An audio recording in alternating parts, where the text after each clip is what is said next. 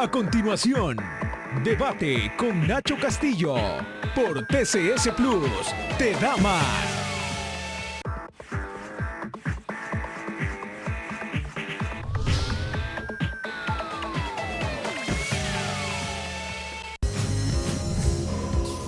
El siguiente programa es clasificación D. No se recomienda para personas menores de 18 años. Ministerio de Gobernación y Desarrollo Territorial, a través de la Dirección de Espectáculos Públicos, Radio y Televisión.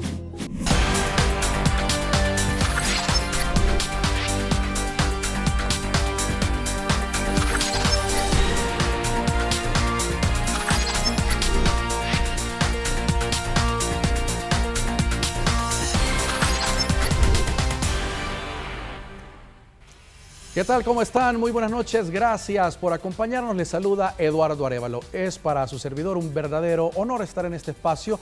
Debate con Nacho. Por supuesto, Nacho Castillo se encuentra gozando de sus muy merecidas vacaciones y será un honor para este servidor estar acá al frente de la entrevista conduciéndolo por este tiempo.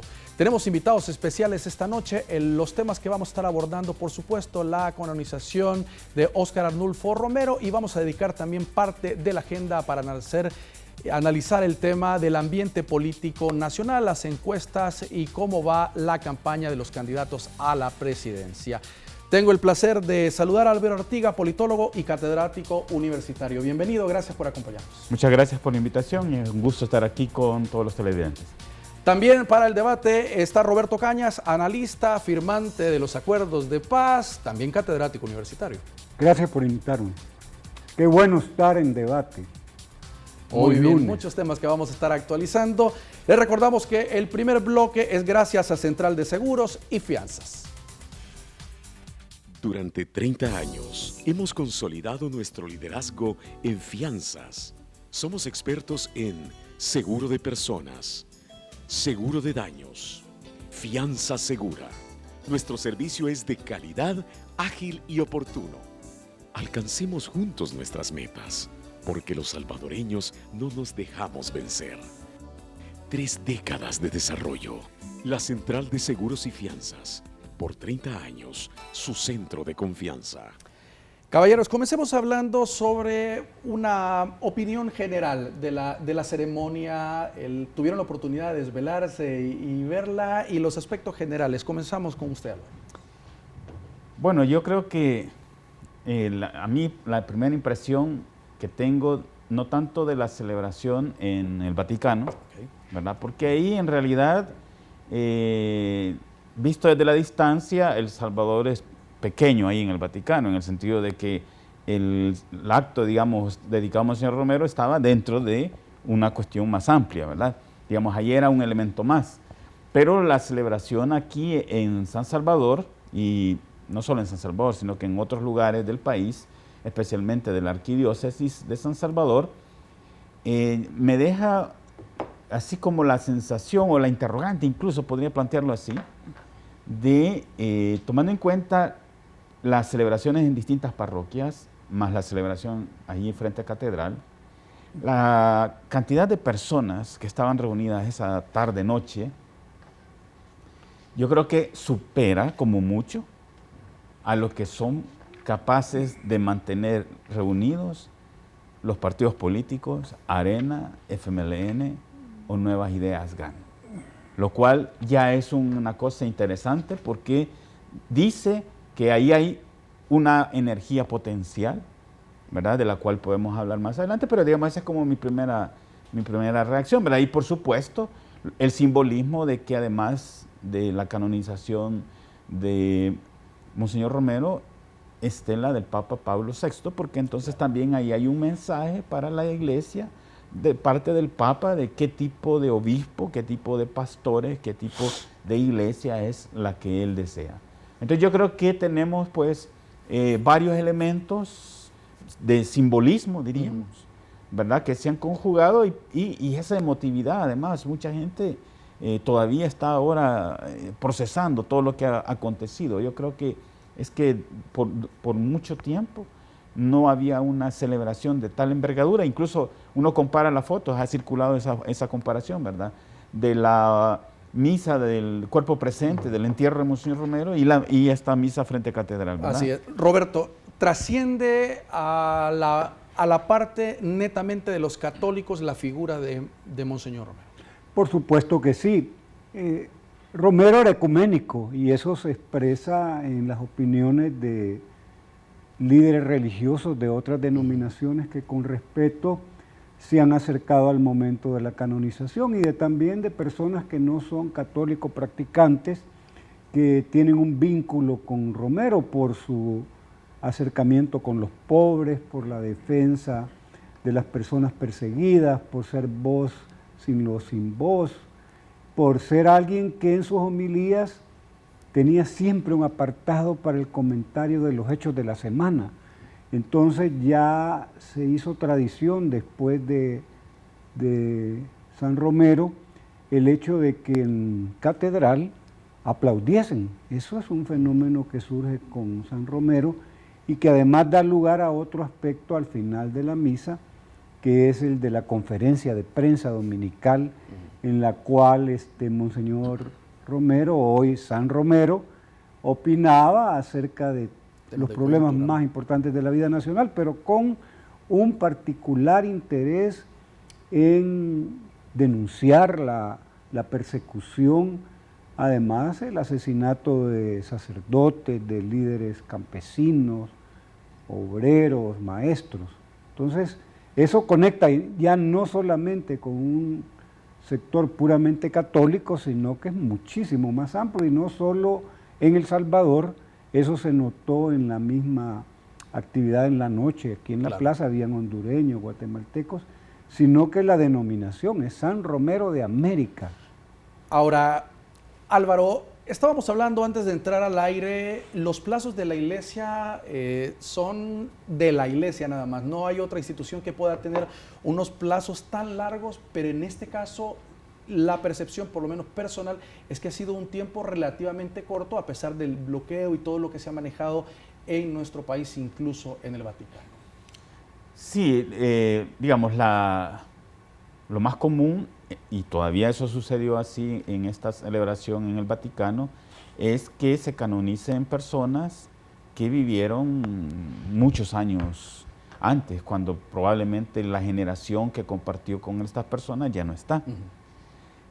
En este caso, pero no solo en este, porque incluso la canonización del Papa Juan Pablo II, ¿verdad? Esa fue todavía más rápido. Express. ¿Verdad? Esa fue express, ¿verdad? Entonces, se han ido dando algunos casos en donde, además de la pura canonización, digamos, inclusión en el canon de los santos a una persona, el Papa que está en funciones quiere dar un mensaje a la feligresía y al mundo respecto de esta persona en lo que representa y simboliza, ¿verdad? Entonces, claro, al hacerlo relativamente rápido para algunos en estas largas trayectorias, pero muy tardado para otros, 38 años, entonces eso hace que las personas que vivieron y estuvieron con él, incluso algunos de los que participaron en el asesinato, digamos, todavía están ahí, ¿verdad? Entonces, eso es lo que hace que este santo también sea incómodo. Entonces, ahí tiene esta característica de que Monseñor Romero, en vida, fue signo de contradicción. En torno a él, unos estaban a favor, otros estaban en contra. Yo creo que eso continúa ahora con la canonización. Hay quienes no aceptan eso, ¿verdad? No lo aceptaron antes, no lo aceptan ahora, y hay quienes se han regocijado de este hecho.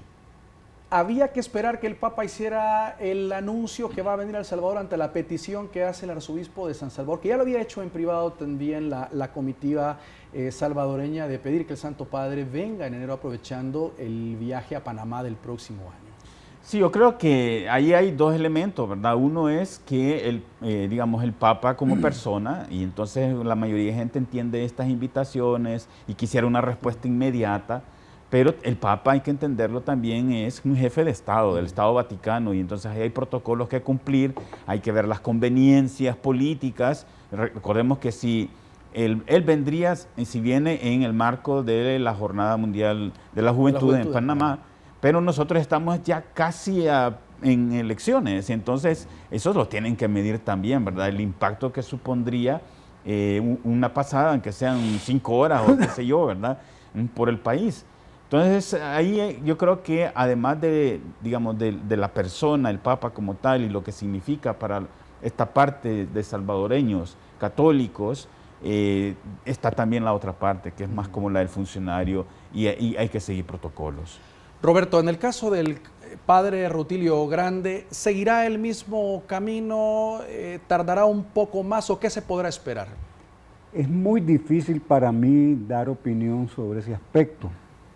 Entiendo yo que hay un interés marcado que también el martirio de Rutilio se convierta en un camino que pasa por que sea reconocido como beato, pero la verdadera realidad es que yo ahí sí me encuentro incapacitado porque no estoy al interior de la iglesia para poder tener una idea de cómo avanza ese proceso. Entiendo que camina y que hay posibilidades de que en un momento determinado también sea declarado beato Rutilio Grande.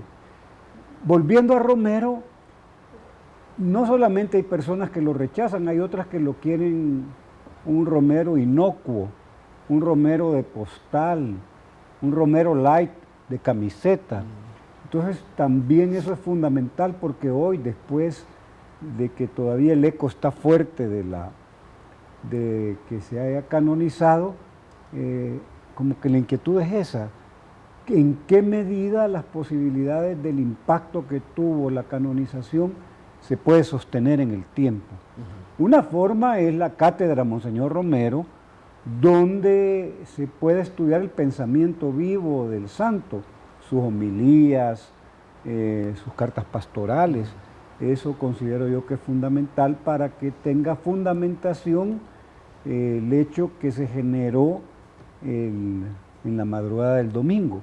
El otro componente es, además del estudio del pensamiento vivo de Romero, cómo los ideales de superación o contribuir a la superación de la pobreza, la lucha en contra de la desigualdad, del pecado social que él sostenía, pudiera ser inspiración para, en primer lugar, para los católicos, ¿no? Porque el tema es en qué medida lo que sucedió el domingo se puede sostener en el tiempo. Esa para mí es una cosa fundamental. Y la otra es que si hay un clamor, digamos, generalizado de paz, y se esperaría que con la canonización se pueda como abrir un camino para buscar que lo que aflige tanto al país, que es ese profundo dolor social que tenemos los salvadoreños, que hay un duelo hay 10 muertos diarios. Claro. Por eso es que la gente tiene un sentimiento más profundo, además de un sentimiento contenido por el martirio de Romero, la forma en que murió en la iglesia en el momento de la comunión. Ese sentimiento contenido aflora en llanto natural porque se va como expresando, pero también está ese clamor de convertir la canonización como un espacio para la paz. Lo que sucede es que la paz se construye y no basta con rezar, y entonces hoy tendríamos que decir a San Romero rogando y con el mazo dando. Tenemos que hacer una pausa, pero para el siguiente bloque vamos a analizar. El nuncio apostólico decía en la misa que presidió el día domingo, ya en horas de la mañana, decía el nuncio: no hay que convertir la figura del santo en bandera política, reconocimiento del aporte religioso, no solo social y político en El Salvador. Este será uno de los puntos que vamos a estar analizando al regresar.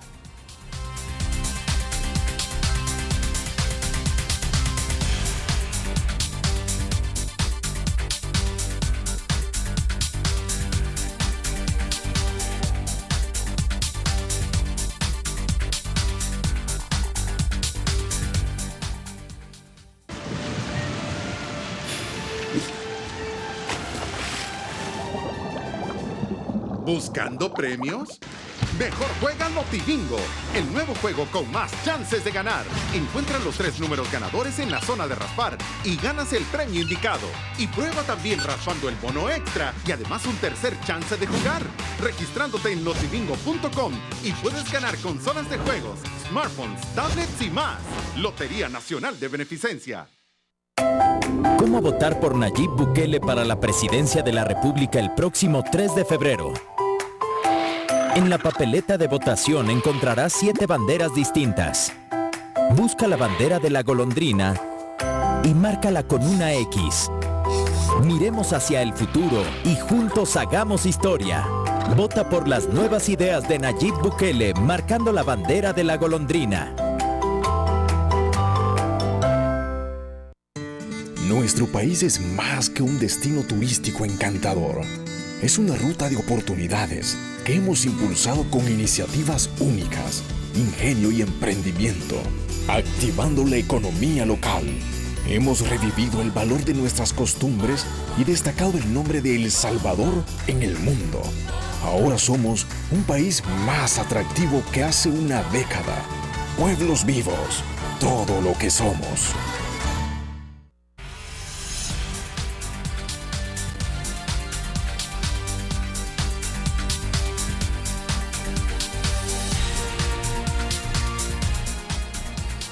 Este bloque es patrocinado por Banco Agrícola. Este es el momento de todos. Banco Agrícola nos hace un llamado a la reflexión, a que nos demos cuenta que este es el momento de hacer que las cosas sucedan, de superar adversidades y sobrepasar límites. Es nuestro momento de construir un mejor país. Estamos conversando con Álvaro Artiga, politólogo y catedrático universitario, y también a Roberto Cañas, analista y firmante de los acuerdos de paz. El único capaz de hacer que las cosas sucedan, de producir emociones, de superar adversidades y sobrepasar límites, de estar aquí y aquí, eres tú. Por eso creemos que este es tu momento. Es el momento de las familias, de los que regresan, el momento de los que se conectan, de los que se atreven a opinar y de los que nos levantamos a construir un mejor país todos los días. Es el momento de todos. Caballeros, estábamos hablando antes de ir al corte de lo que decía el nuncio apostólico, no convertir la figura del nuevo santo en bandera, y hay que reconocer su aporte religioso, no solo social y el político. ¿Qué piensas, Álvaro? Yo creo que es correcto, y además Monseñor Romero en muchas ocasiones en relación con los símbolos religiosos pidió que no se instrumentalizaran. Entonces me parece que es consecuente eso. Ahora, a la vez, Monseñor Romero insistió en la necesidad de que los cristianos, que los católicos se incursionaran en la política. Digamos, hay un claro mensaje de parte de él para que los cristianos asuman su rol político. Yo creo que en parte, por no hacer eso, es que estamos como estamos en el país, porque se ha dejado a una clase política que solo vela por sus intereses y no ven más allá de sus propios intereses o de sus organizaciones. Y en ese sentido, no se trata de instrumentalizar a Monseñor Romero, pero se trata de inspirar la transformación del país en el espíritu de Monseñor Romero. Eso sí se puede hacer, porque si no, no seríamos fieles a él. Digamos, llevarlo solo a los altares y que se convierta en un santo que se le pide intercesión para que le cure a alguien alguna enfermedad, para que le consiga empleo a otra persona, para pasar los exámenes en la escuela, ese tipo de santo sería traicionar, ¿verdad?, el espíritu de Monseñor Romero. Yo creo que aquí todavía estamos muy pequeños, vamos a decirlo así, para todo lo que Monseñor puede generar. Lo del domingo para mí es un símbolo que tiene varios elementos importantes que van más allá del terreno estrictamente religioso. Pero no se ha mal utilizado la figura de Monseñor Romero hasta el momento, y tomando en cuenta que estamos ya en un periodo preelectoral, bueno, casi electoral. Bueno, hemos visto candidatos en la plena campaña que dicen estar siendo inspirados por Monseñor, otros se declaran fans de Monseñor. Digamos, hay como, bueno, si Monseñor y todo el mundo está hablando de Monseñor, entonces yo tengo que hablar de Monseñor. Eso es instrumentalizarlo, claro, ¿verdad? Pero yo creo que la cosa, digamos, no va por ahí, y a esos vale lo que el nuncio está diciendo, ¿verdad? Porque sí, Monseñor Romero, como pastor, no podía tomar parte con unos excluyendo a otros. Él en eso fue muy claro.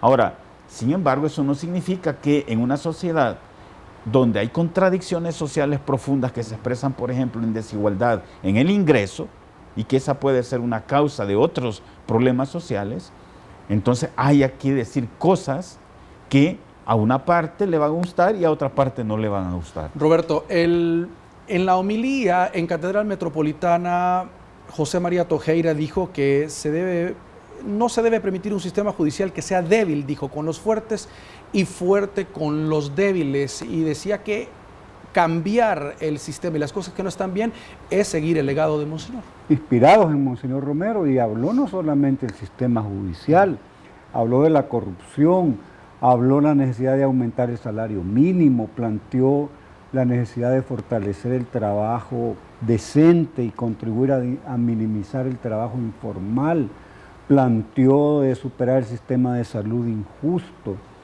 que da una atención inadecuada a los salvadoreños, la necesidad de mejorar la educación. O sea, el planteamiento de José María Tojeira en la misa anterior, él lo tituló de un radicalismo cristiano. La palabra exacta que él usó fue seguir la radicalidad del Evangelio. Entonces fue bastante fuerte en términos de no ser un planteamiento puramente de doctrina, sino que muy apegado a la necesidad de que la canonización de Monseñor Romero se convirtiese en el iniciador de un esfuerzo más sostenido por cambiar todas estas cosas, que además tiene una primera escala, lo hizo el cardenal Rosa Chávez desde Roma, al plantear la demanda de la Iglesia de la reapertura del juicio de Monseñor Romero, que va en la línea de luchar en contra de la impunidad y plantear los componentes de la reconciliación, es decir, si no se conoce la verdad, si no hay justicia, claro, un tipo de justicia restaurativo, no se trata de meter a todo el mundo a la cárcel, no alcanzarían las cárceles del país, sino que estamos hablando de otro tipo de justicia. Inmediatamente que se conoce la verdad, hay justicia, pasar a la reparación moral y material de las víctimas para llegar después al perdón, y eso abre el espacio a la reconciliación. Eso también está planteado y tiene esa línea de continuidad inmediata. ¿Y no generará más polémica hacer eso? Sin duda, porque hay sectores que se van a incomodar, pero ya planteamos aquí que San Romero era un obispo en vida incómodo y seguramente va a incomodar, aunque debería ser la apertura para buscar la reconciliación del país y curar esas heridas que ahí están abiertas después de casi 40 años.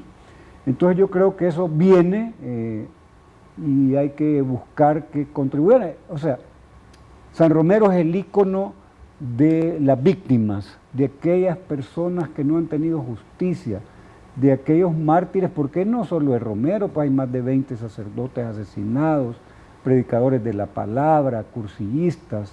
Si los vemos desde el punto de vista de personas más directamente vinculadas con la religión católica, pero hay también dirigentes de iglesias evangélicas, bautistas, luteranas, y hay también maestros, dirigentes estudiantiles. Así que hay un planteamiento ahí que, si lo queremos ver como bandera política, pues veámoslo así, pero es un problema de superación de la impunidad, de la búsqueda de la verdad. Álvaro, ¿cómo se puede hacer para que se da esta situación histórica en el país? Tener un santo no es cuestión de todos los días ni de 100 años, quizás, y sobre todo en un país como El Salvador, pero se tiene la oportunidad para que esto pueda servir para unir y no desunir más, o politizar más. Bueno, yo creo que para eso es necesario conocer el pensamiento de Monseñor Romero, porque hay mucha gente que de Monseñor Romero tiene lo que otros le dijeron, y claro, en su vida, había una campaña de difamación, llegaron a decir que había que exorcizarle, que estaba poseído por el demonio. Eso están en los campos pagados, están las noticias, ¿verdad?, de toda esa campaña que terminó en su asesinato. Pero si uno lee sus homilías o las escucha, pues para la gente que tiene problemas de la vista puede escucharlas, si uno lee sus cartas pastorales, sus discursos, lo que va a encontrar es un llamado a todos los sectores para que se conviertan y que entre todos nos veamos como hermanos. Ahí en Monseñor Romero, yo lo recojo en este libro que tiene un nombre, que es una frase de Monseñor, una sociedad según el corazón de Dios. Yo recojo en este libro lo que sería su pensamiento respecto de cómo podría ser la sociedad salvadoreña de tal manera que todos vivamos felices acá, que no tengamos que estar lamentando que seamos una de las sociedades más violentas del mundo, que no nos pase ya esa gente caravana que va de hondureños para Estados Unidos. Es que cada vez en Centroamérica está más convulsionada. Álvaro, pero hay que entender el contexto en que Monseñor daba los mensajes. Si Monseñor estuviese vivo y viera la sociedad que tenemos, la clase política que tenemos, ¿cómo fuera su discurso?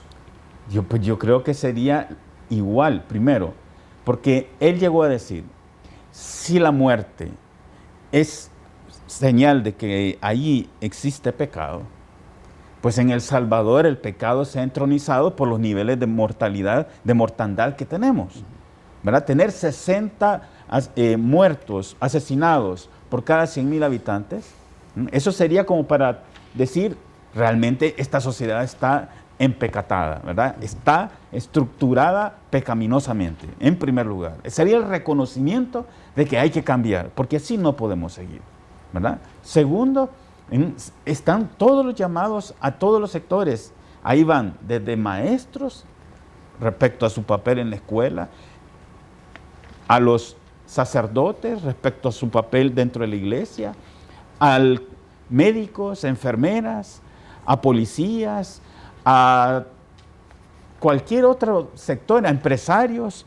Hay un llamamiento a políticos, hay un llamamiento a, digamos, serían como ganaderos, todos los que tienen propiedades, a compartir, ¿verdad? A compartir de tal manera que vivamos todos tranquilos. Si es que en el mensaje de Monseñor hay eso. Lo que pasa, que eso pasa en una sociedad muy desigual, pasa por redistribuir la riqueza. Pero ha cambiado, Roberto, de esa época a esto. Claro, estaba en una situación militar, se daba represión, otro tipo de casos, pero los problemas sociales, por ejemplo, lo que está mencionando Álvaro, ¿ha cambiado algo a esta fecha? No, los problemas estructurales del país, la desigualdad económica, la exclusión social, la pobreza, están ahí inalterados. Los acuerdos de paz que firmamos hace 26, 27 años no resolvieron el problema de esos aspectos estructurales. Lo que sucede ahora es que hay un conflicto social de una profundidad muy grande. Conflicto social es la misma cantidad, porque cuando uno revisa el informe de la Comisión de la Verdad y se da cuenta qué pasaba en los reportes de año con año, ve que en 83 había la misma cantidad de personas que habían fallecido, pero por causa de la violencia política en esos años, y hoy es por causa de la violencia delincuencial. Entonces, los problemas estructurales del país ahí están, profundizados incluso. No está resuelto el tema de la desigualdad económica que existe, por eso habla Romero y lo repite Tojeira, que debe existir y hay en el espíritu cristiano, por encima del afán de lucro individual, un espíritu de buscar satisfacer las necesidades del prójimo, que no es cristiano el favorecer ese tipo de comportamiento que busca en el afán de lucro todo el sentido de la vida. Entonces, eso es a lo que hace referencia cuando Romero habla del pecado social. Entonces ese pecado sigue existiendo, las causas de la expulsión de muchos salvadoreños durante todos estos años es eso, la búsqueda de oportunidades que se le niegan en el país, de trabajo, de posibilidades de desarrollo para los hijos, no está resuelto. O sea, que eso hay que tenerlo absolutamente claro.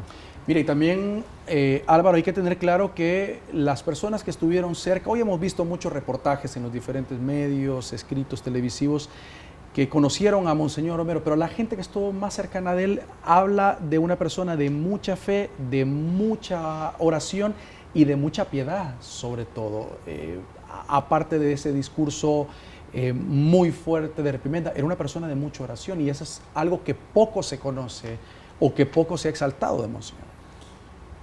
Sí, las personas que le conocieron hablan de que Monseñor, por ejemplo, era una persona de mucha oración.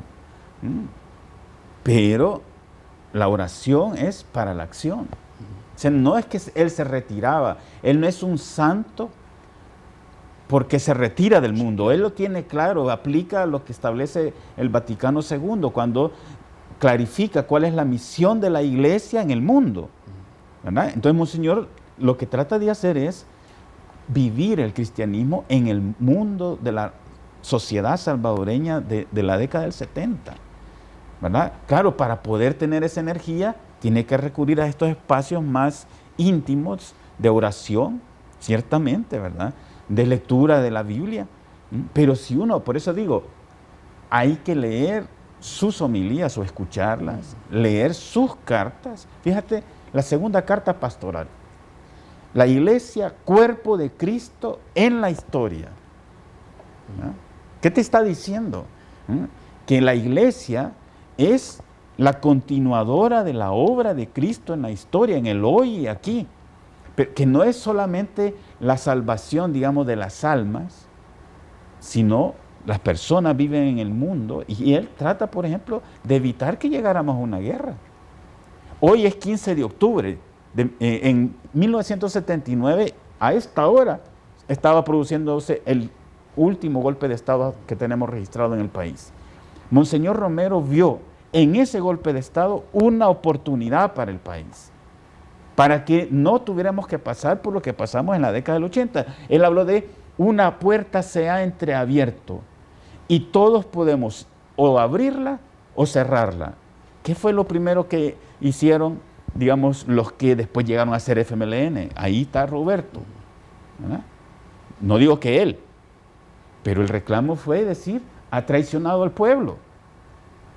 ¿Qué fue lo que hacían los de la derecha, que ahora están en arena? ¿Verdad? Que este es el comunista, este es el responsable de todo lo que está pasando. Y él que estaba diciendo, una oportunidad se está abriendo para que todos vivamos acá.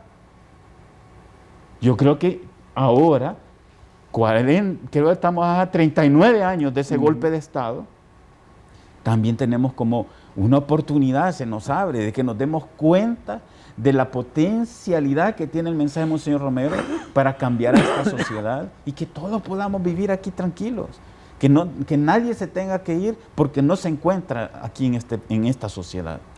Tenemos que hacer una nueva pausa. Estamos conversando esta noche con Álvaro Artiga, politólogo y catedrático universitario, Roberto Cañas, también candidato.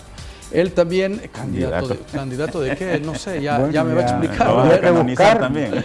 Firmante de los acuerdos de paz y catedrático universitario también. Y dijimos que íbamos a hacer un espacio para hablar del ambiente político electoral. Hay encuestas y otros temas que vamos a analizar. Una pausa, ya volvemos.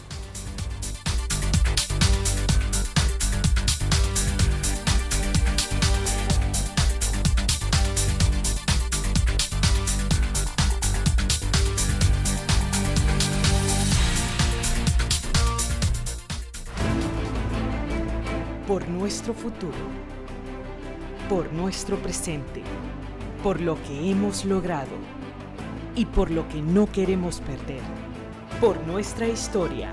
Atrévete. Atrévete. Atrévete. Atrevámonos.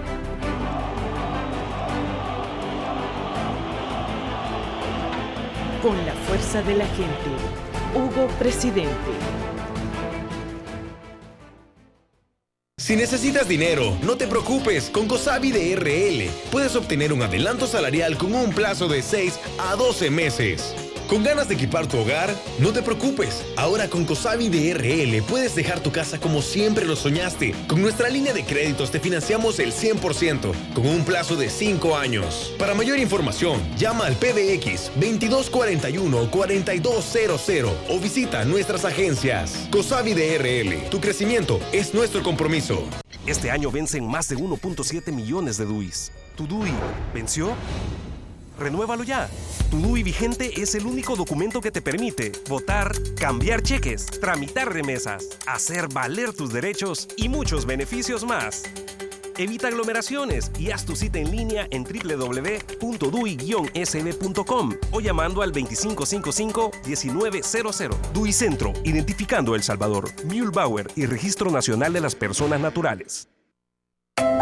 ¿Cómo votar por Nayib Bukele para la presidencia de la República el próximo 3 de febrero? En la papeleta de votación encontrarás 7 banderas distintas. Busca la bandera de la golondrina y márcala con una X. Miremos hacia el futuro y juntos hagamos historia. Vota por las nuevas ideas de Nayib Bukele marcando la bandera de la golondrina.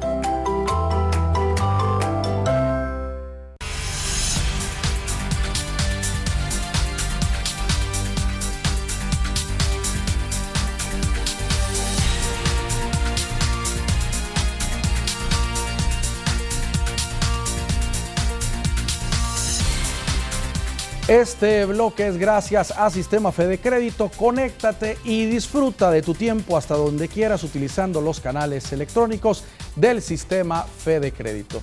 Bueno, caballeros, decíamos que íbamos a dejar espacio también para hablar del tema político, así que esto es lo que estaremos abordando en este bloque. Tus sueños cobran vida cuando sabes que a la vuelta de la esquina tienes la mejor opción para realizarlos. Con la red financiera de mayor cobertura nacional, las cajas de crédito y los bancos de los trabajadores del Sistema Fede Crédito apoyamos tus deseos de crecer para que puedas llegar hasta donde quieras. Sistema Fede Crédito, queremos darte una mano. Roberto, comenzamos contigo. ¿Cómo has visto el inicio de la campaña? Bueno, de la campaña oficialmente hablando, porque ya habíamos visto unos esboces de los aspirantes en ese momento de candidato a la presidencia, ahora ya candidatos oficiales. Bueno, yo creo que la lección aprendida primera es que se debe establecer un reglamento para la campaña adelantada. Es decir, no es posible pensar de que 1 año y medio o más estén candidatos abiertamente en campaña electoral, aunque no pidan el voto, porque hoy justamente el elemento diferenciador, y se le conoce como campaña de propaganda, porque en la Constitución se establece que 4 meses antes de la elección pueden pedir el voto. A ver, estamos en la cuenta regresiva, hoy faltan 111 días para la elección. Yo aspiraría, y es la demanda del voto racional, a que los candidatos presenten su oferta electoral, nos digan qué soluciones tienen a los problemas del país, pero no solamente voy a hacer esto y esto y esto otro, sino voy a hacer esto, cuesta tanto, y la plata saldrá de acá. La plata va a salir de este tipo de fuente de recursos, el tiempo que me voy a tomar para hacerlo va a ser este, y el equipo que se va a encargar de ser el operativo de la solución de ese problema va a ser este. ¿No se ha visto eso hasta ahorita? Para nada. Lo que hemos visto es un anuncio de algunas medidas que se han señalado, algunas muy fantasiosas, como 300.000 empleos en 5 años, 60.000 anuales o 164 diarios, que cuando uno ve la realidad del empleo en el país, se da cuenta que eso está totalmente en una isla de las fantasías. Entonces, lo que tenemos hasta ahora es proceso de inscripción. Hoy justamente se inscribió Nayib Bukele. Hay ya algún lanzamiento de acciones de los programas de gobierno. Hay un trabajo en el terreno en algunos partidos más fuerte que en otros. Y empieza la saturación del aire. O sea, en tierra se hace mucho trabajo visitando distintos departamentos, municipios, y en tierra va a terminar casa por casa. Eso lo vamos a ver ya más cercano el día de la elección, cuando los candidatos vean que ya saturaron el éter, que ya visitaron la mayoría de los municipios, se van a ir a lo último del trabajo en tierra, que es casa por casa. Y lo otro es yo espero los programas y los debates también están pendientes. Hay foros, uno que ya se realizó, pero el foro no logra uno aquilatar verdaderamente cuál es la valía de un candidato, porque claro, no hay réplicas, no hay repreguntas, no hay discusiones entre los candidatos. Aquí la verdadera realidad es que nunca hemos tenido un debate con todas las de la ley. Álvaro, en cuanto a las encuestas, se ha conocido unos esboces en los últimos días y algunas tendencias. Obviamente los que salen mejor en las encuestas dicen que esa es la que se va a mantener hasta el día de la elección, y los que no están muy bien en las encuestas dicen que esto va a variar, que es lo que refleja solo un momento y que cuando se saque la artillería pues la cosa va a cambiar. La tendencia actual de las encuestas, ¿es lo que está ocurriendo? ¿Es el reflejo real de lo que está pasando? Bueno, si confiamos en que las encuestas que se han dado a conocer están bien hechas, pues muestran lo que la gente en este momento está pensando, ¿verdad? ¿Y qué está pensando? Una cosa novedosa, que por primera vez desde 1994 el FMLN no aparece entre los 2 primeros lugares. Digamos, eso es nuevo. ¿Que eso pueda cambiar? En política todo es posible. Pero en este momento, eso es lo que tenemos. Y eso ya genera, digamos, la posibilidad de dibujar ciertos escenarios en función de qué pasaría si gana Arena o qué pasaría si quien triunfa es Gana. Según las encuestas, nadie gana en primera ronda. Por lo menos el cruce de la mayoría de las encuestas, ninguna da un ganador en primera vuelta. Claro. Eso da otro escenario. Sí, ¿verdad? Pero en todo caso serían los 2 que van a la segunda vuelta. O sea que esos 2, digamos, entre esos 2 se está disputando la presidencia. Y por eso uno puede decir, ¿qué pasaría si quien gana finalmente es Arena o qué pasaría si quien triunfa es Gana? Porque hacer esos escenarios nos puede servir de criterio en lugar de, bueno, Roberto tiene la preferencia de conocer los programas, conocer las propuestas. Yo prefiero imaginarme los escenarios y a partir de los escenarios tomar una decisión. ¿Qué prefiero yo? Por ejemplo, un partido que controla toda la institucionalidad y que por lo tanto puede tener la tentación de ejercer el poder de manera autoritaria, o un partido que no tiene mayoría en la asamblea, que tiene un candidato que tiene pretensiones autoritarias, pero que podría ser controlado por la oposición que tiene el control de todo. ¿Va? Entonces ahí esos son los 2 escenarios que se han planteado, ¿verdad? El control total por parte de un partido o que siga funcionando esto como pesos y contrapesos. Yo prefiero eso. Pero es que hay más preferencias. Sí, hay un voto racional, el mío es en función de conocer cuáles son las propuestas. Pues, el tuyo es de ver escenarios, pero hay un voto emocional, ese es con el corazón, cómo me siento yo identificado, qué sentimiento tengo con un candidato al que veo victimizado, o porque mi sentimiento es que ya probé con los 2 anteriores y no han dado resultado. Y hay un voto del hígado también, es decir, aquel que yo hoy voy a castigar a este partido que maltrató a la militancia, que decepcionó a la población, y entonces es ese malestar larvado por esa decepción y maltrato el que se va a manifestar. Y hay un voto del hambre también, el voto con el estómago, que es producto de la necesidad de hacer el día al que se pueden prestar personas que están acicateadas por un problema de sobrevivencia muy grave y que encuentran que el ofrecimiento de una persona para que vote por un determinado candidato el día de la elección también puede suceder. Roberto, ¿qué hay con los votos duros de los partidos? Tradicionalmente el FMLN tiene una cantidad, un porcentaje muy alto de respaldo a la hora de la votación en las urnas, igual que el Partido Arena, pero las encuestas muestran por el momento a Nayib Bukele que va en primer lugar. A la hora de la votación, ¿el voto duro no va a dejar a sus partidos o va a migrar? ¿Y de cuál de estos 2 partidos hacia en el escenario que pudiera Nayib Bukele obtener unos buenos resultados? ¿O se van a mantener? El voto duro está muy cuarteado en el caso del FMLN. A las pruebas me remito, los resultados electorales del 4 de marzo marcaron la pérdida del FMLN de casi 400.000 votos.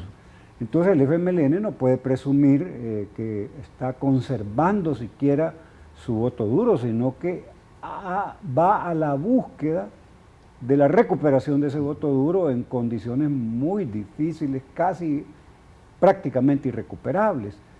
Arena no creció su caudal electoral, más o menos se mantuvo, digamos, lo que tiene.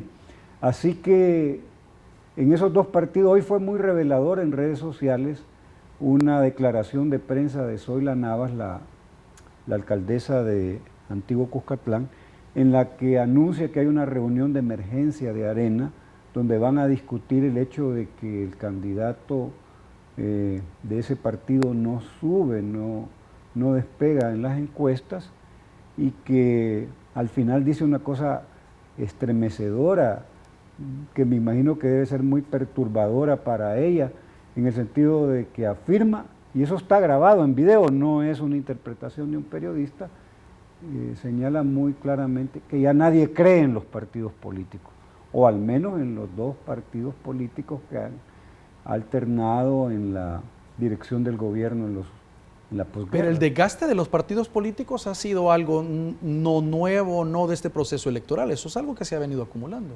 Sí, pero ya las personas hacen esas cuentas.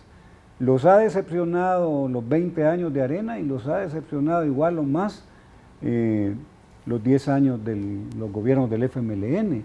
Por eso la idea de la esperanza es sorprendente, porque Funes planteó nace la esperanza y viene el cambio, y hoy sucede que Carlos Calleja plantea la esperanza y el trabajo para todos. La esperanza tiene olor a la campaña de Mauricio Funes, y el trabajo para todos se puede asociar a la fábrica de empleos que planteaba Funes.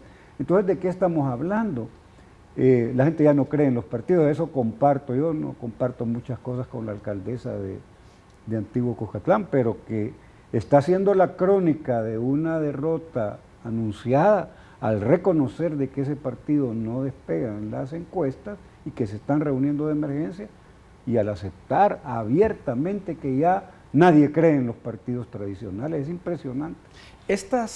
Álvaro, estas alianzas, Nuevas Ideas Gana, los partidos PDC, PCN, con Arena, ¿están pegados en saliva? ¿O son alianzas permanentes o son netamente electoral? ¿Se gane o se pierda? Porque algunos dicen, si Nayib gana, inmediatamente se separa de Gana, si Calleja llega a ganar, pues también se separa. Hay varias evaluaciones que se están haciendo de las alianzas en los dos escenarios. Yo creo que las alianzas son puramente electorales, ¿verdad? Hay que acumular votos para evitar que el otro gane.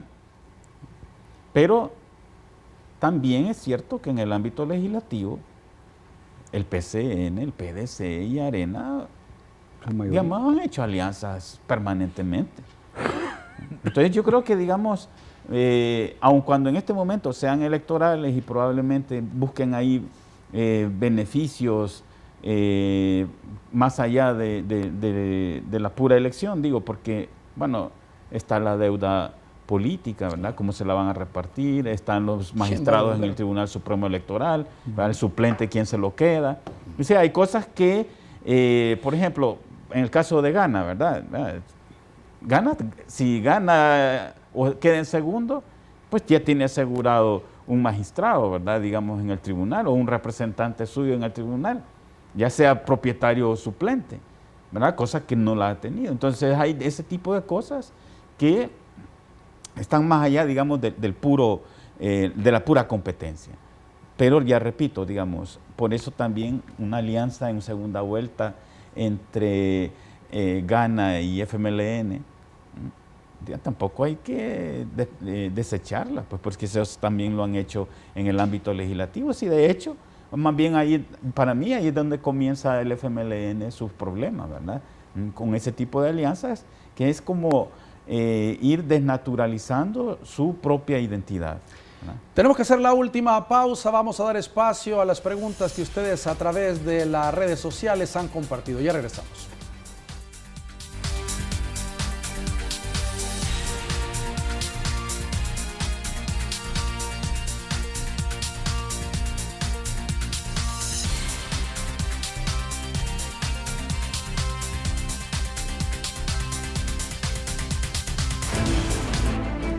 por nuestro futuro, por nuestro presente, por lo que hemos logrado y por lo que no queremos perder, por nuestra historia. Atrévete. Atrévete. Atrévete. Atrevámonos.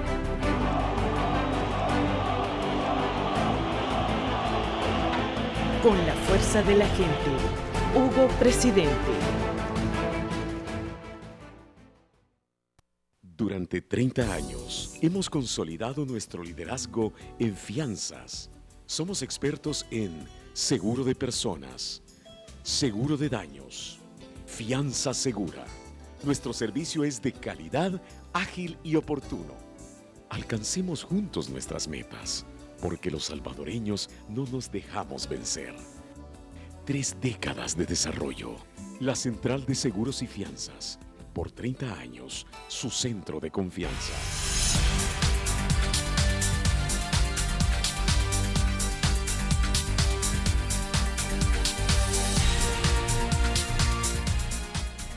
Este bloque es cortesía de Cosavide RL. Si necesita dinero, no te preocupes. Con Cosavide RL puedes obtener un adelanto salarial de hasta $1,000 con un plazo de 6 a 12 meses. Haz girar la ruleta regalona de Cosavide RL, cargada de muchos premios. ¿Y cómo puedo participar? Al aperturar tus cuentas de ahorros y depósitos a plazo, presentando tu DUI, NID y comprobantes de origen de fondos, y listo. A girar la ruleta regalona de Cosavide RL. ¿Y cuáles son los beneficios de ser asociados? Muchísimos. Te vuelves asociado y copropietario de la cooperativa. Rentabilizamos y maximizamos tus ahorros. Cosavide RL, tu crecimiento es nuestro compromiso. Les decíamos, vamos a las interacciones con el público. Francisco Bonilla, buenas noches. A ver, algunas de las preguntas que nos han enviado. Un placer saludarte, Eduardo. Bienvenido a este esfuerzo periodístico. Revisamos lo que dice Francisco Perla. ¿Puede preguntarle a sus invitados cuál es la opinión sobre la declaración de Gerardo Aguada en relación a Monseñor Romero? Dice Francisco Perla. José Antonio Castillo dice, el 28 de octubre de 1979, Romero escribía la homilía El proyecto de Dios para salvar al pueblo. Primero, el pueblo de Dios liberado en Cristo para ser liberador de todos los hombres. Segundo, el pueblo como comunidad política. Y tercero, la relación entre el pueblo de Dios y el pueblo como comunidad política, plantea José Antonio Castillo. Pablo dice, ¿qué diría Monseñor de El Salvador de hoy? Más pobreza, más corrupción, más violencia, menos trabajo, más migración, etcétera, etcétera. Dejen descansar a Romero, plantea. Frank dice, o sea que él es un símbolo religioso, más bien dice, o sea que ahora que él es un símbolo religioso, él pediría que no se instrumentalizara su propia imagen. Le pregunta a Álvaro Artigas sobre uno de los comentarios que hizo y le dice Zulma a Roberto Cañas, es una utopía, Roberto, sobre uno de los planteamientos respecto a la reconciliación en la figura de Romero. Rogelio Rivera dice, buenas noches, pido respeto para el Santo de América. Hay comentarios que más son especulaciones y si su fe no es católica practicante y de hace algún tiempo podría ofender la verdad de esta plantea. Vamos al estudio para las respuestas de los amigos invitados. Perfecto, gracias. Ahí los planteamientos. A ver, las declaraciones de Gerardo Aguada, ¿las conociste? No, no las conocí. ¿Tú, Roberto? Yo sí las conozco, es un troglodita. O sea, igual que el himno de Arena deberían de desaparecer el himno y ese tipo de declaraciones de este caballero que lo único que hacen es revelar ese talante autoritario, conservador, fuera de la realidad, con un discurso inaceptable cuando surgió Arena con ese himno tan desagradable y mucho menos ahora, pues verdaderamente inaceptable. Lo de Aguada es no, está fuera de momento, inaceptable. ¿La alusión que te hacía Nadim? No sé cuál de todas, pero vaya, por ejemplo, lo de la reconciliación. La reconciliación tiene a la base 3 componentes sin los cuales no es posible, o 4. O sea, no hay reconciliación si no hay verdad. El conocimiento de la verdad es condición sine qua non para empezar a hablar de reconciliación. El segundo componente es la justicia, justicia restaurativa. El tercero es la reparación moral y material de las víctimas, que es uno de los aspectos más más olvidados, más descuidados. Y alguien me dirá, pero es que eso pasó hace 30 años. Que vayan a plantearlo a la España contemporánea, cuando hay una viva discusión alrededor del monumento a los caídos, o que lo planteen en Alemania, donde hay monumentos en relación al holocausto judío. O sea, no es una cosa que está pasada de moda o que ya no hay que tocarla porque se van a abrir viejas heridas. Y entonces, si hay verdad, si hay justicia, si hay reparación material, puede haber perdón. Y con esos 4 elementos desarrollados, entonces vendrá la reconciliación del país. Álvaro, en el caso de la homilía de Monseñor Romero que hacía alusión el televidente. Pues junto con esa homilía, yo creo que la homilía del 23 de marzo de 1980, hay que estudiarla, porque en esa homilía Monseñor Romero habla 15 veces dice el proyecto de Dios. Aparece la frase, el proyecto de Dios 15 veces en esa homilía. Y hay una partecita que rápidamente la leo. He tratado durante estos domingos de Cuaresma, estamos en marzo, de ir descubriendo en la revelación divina, en la palabra que se lee aquí, en la misa, el proyecto de Dios para salvar a los pueblos y a los hombres. Porque hoy, cuando surgen diversos proyectos históricos para nuestro pueblo, hoy podríamos pensar los proyectos de los partidos, ¿verdad? Las propuestas, podemos asegurar, tendrá la victoria aquel que refleje mejor el proyecto de Dios. Entonces, Monseñor Romero dibuja durante sus 3 años, a través de las homilías, ese proyecto de Dios para los salvadoreños, y nos lo ha dejado como criterio para comparar, en este caso, que estamos en un periodo electoral, cuál de las propuestas, cuál de los candidatos está haciendo cosas que acercan a El Salvador a ese proyecto. Y por supuesto, entonces, si hay, bajo un análisis, digamos, detenido de lo que hacen, porque claro, las promesas, hay un problema. Las promesas, uno puede no tener intención de mentir, de engañar, promete algo, y dentro de 6 meses, más todavía, de aquí a junio del otro año que toman posesión, simplemente las condiciones han cambiado, las prioridades serán otras, ¿verdad? Eso le pasa a cualquier competencia presidencial en cualquier parte del mundo. Okay. Roberto, en el caso de, ya lo hablábamos, pero Monseñor, ¿qué diría viviendo los tiempos actuales, viendo la situación, las migraciones y los mismos temas que tenemos de antes? Bueno, me imagino ahí estamos haciendo teoría de los escenarios, especulando, que sería el formato de las homilías como las hacía todos los domingos. Había una parte doctrinaria en la que comentaba el aspecto de la Biblia que le tocaba en ese día, y venían los hechos de la semana. Y sin duda la denuncia sería en relación a la violencia en contra de la mujer, los homicidios, el hecho de la migración, serían temas más vinculados a lo social. No hay una persecución política como la que había en los 70s, en los cuales por pensar diferente al gobierno era perseguido uno políticamente, capturado, desaparecido, exiliado. Uno puede imaginar que San Romero estaría denunciando el pecado social siempre, pero con esa connotación de denunciar la muerte provocada por la delincuencia. Y que no se use la imagen de él, ¿verdad? Que era otro punto que ponían también. Por supuesto. Ahí también hay un planteamiento político, la carta pastoral dedicada a las organizaciones populares, también hay que estudiarla, pues. Álvaro, hay un punto también ya para finalizar que tú mencionabas, es importante leer y escuchar las homilías, es un punto importante. Si alguien se ha formado una opinión o una idea solo porque el vecino, el amigo o medio lo que escuchó en el colegio o la universidad, es importante buscar toda esa documentación e informarse. Y el gobierno deberá analizar tal vez una cátedra, es un santo que tenemos en el país, o ver cómo se promueve más la palabra de Dios. Bueno, yo creo que esta es una tarea al interior de la Iglesia Católica, no del gobierno, definitivamente, ¿verdad? Esta es una tarea al interior de la Iglesia Católica. Lo pueden hacer otras denominaciones, por supuesto, y lo puede hacer cualquier ser humano que le interesa y cree que en esta persona hay un pensamiento que vale la pena, ¿verdad? Pero la Iglesia Católica sí tiene una responsabilidad porque Monseñor Romero fue obispo de esta iglesia, ¿verdad? Y entonces hay que conocer, y aquí hay un problema. Hace casi 40 años, 38 años, lo asesinaron, ¿verdad? Personas que tienen ahora 40 o incluso 50 años no conocieron a Monseñor Romero, ¿verdad? Entonces aquí hay un tema de que hay que conocerlo directamente a él. Es que esa es la buena noticia que tenemos, que podemos llegar directamente a él a través de sus homilías, digo, en formato digital o en audio, ¿verdad?